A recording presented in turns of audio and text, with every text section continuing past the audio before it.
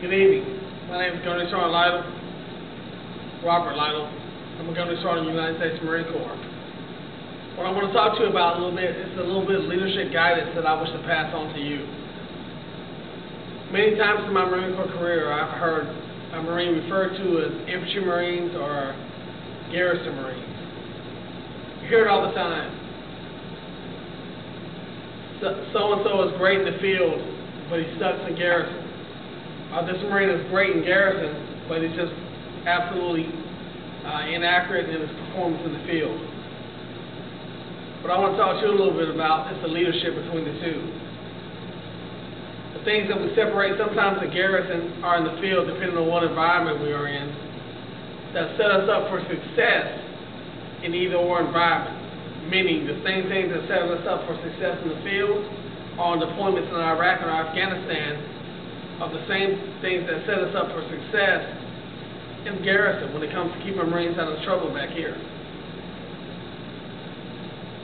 Young Marines might think, what does it matter how I perform back in garrison because I'm an infantry Marine? Well, you as an infantry leader, you need to make sure that he knows and you know as a leader that neither are important, are more important than the other. I've broken down the field of leadership garrison down into four different categories that I want to discuss with you today. The first one's going to be maturity. Next one, we're going to talk a little bit about leadership. Then we're going to talk a little bit about knowledge and productivity. The first category we're going to talk about is maturity. In garrison, maturity is gauged on how old a Marine is, or how much he gets into trouble, or if he has a family and what kind of financial plan he has for that family,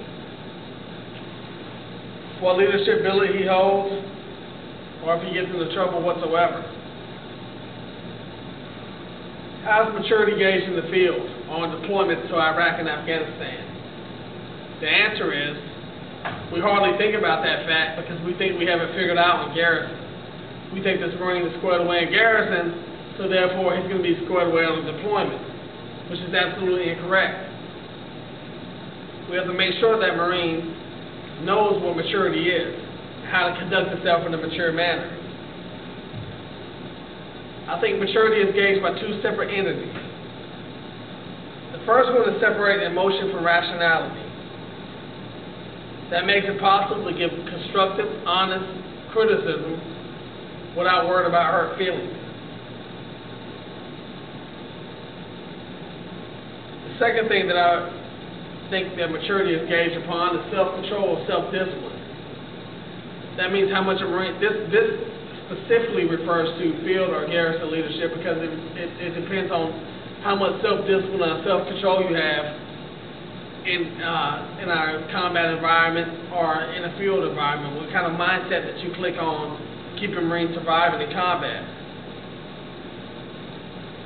In order to have that personal self-control, that personal self-discipline as a leader,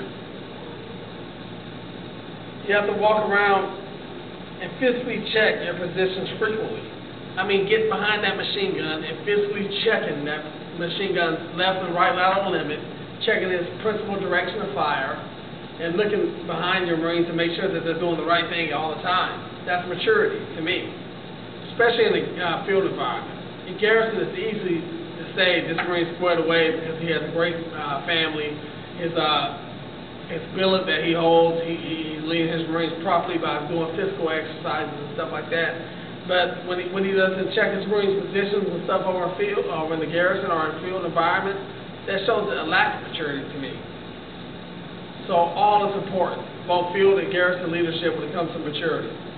The next thing I want to talk about is leadership. Now, leadership is such a broad category that we can disagree or agree all day. And you have your leadership style, I have my leadership style. But what I want to talk about today is a little bit more than just a leadership style. I want to talk about getting on a personal relationship with your Marines and knowing them inside and out. Meaning you have to know their personal fortitude. You have to know how they act on their social norms, how that Marine is on a personal basis. So it goes back to the leadership principle that we have: know your Marines and look out for their welfare. If a Marine is acting as a stellar performer on one day and he's not so stellar the next day, that would indicate that that Marine is having some kind of social problem. So you have to be able to identify those social problems and act with them accordingly. Know your Marines and seek self-improvement, and that is the most as far as I'm going to go with on leadership today.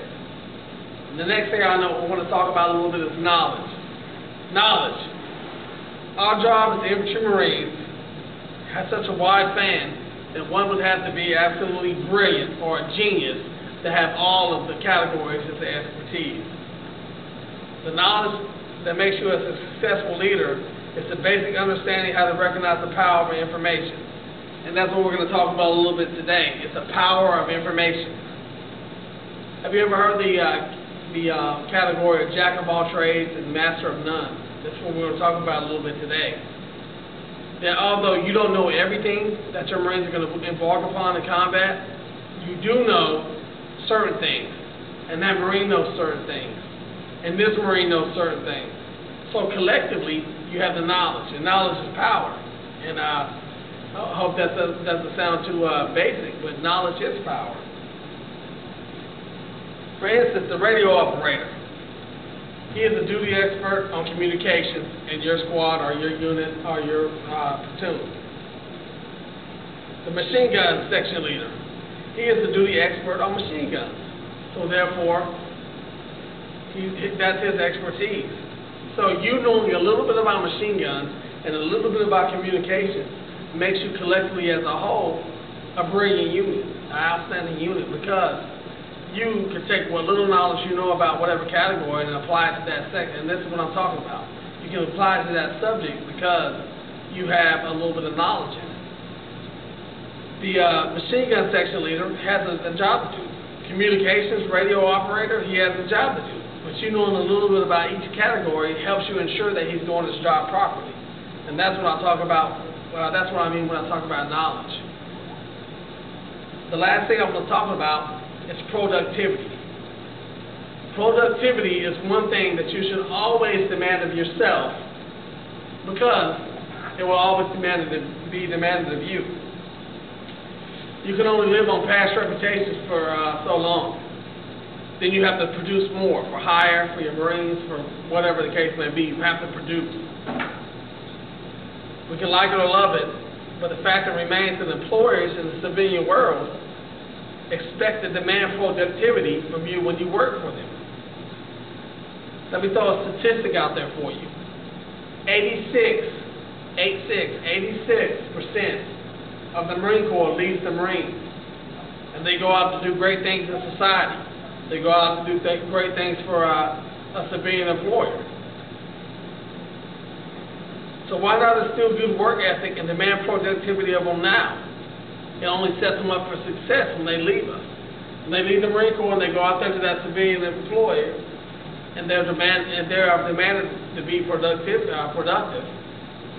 They are producing what is expected of them, whatever the case may be, whatever job they have out there. So we as Marine leaders should set them up for success when they leave our Marine Corps. In conclusion to what I've just told you, you can see why knowledge, productivity, leadership, self-discipline, all those categories that are enacted upon Marines are inherent to their leadership styles. They should always display those minimum 4 basic traits when it comes to being successful in your unit, and you should expect to demand that of them. And that's all I have for you today. Thank you for coming out. We have about 14 Marines in here right now, and I appreciate you all. Have a good night.